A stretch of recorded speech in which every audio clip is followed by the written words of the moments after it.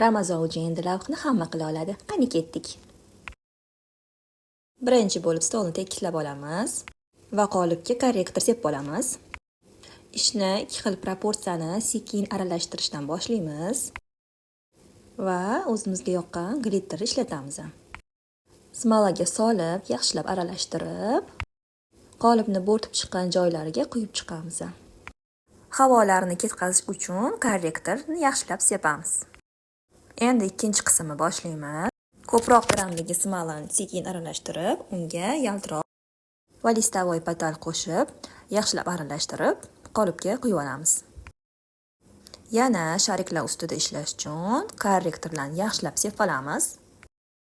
4-5 soatdan keyin qolipdan sekingina yechib olamiz. Qaranglar, qanaqa chiroyli asal chiqdi, yaltirashini buni ortib qolgan smoladan shunaqa chiroyli brelok yasasak ham bo'ladi.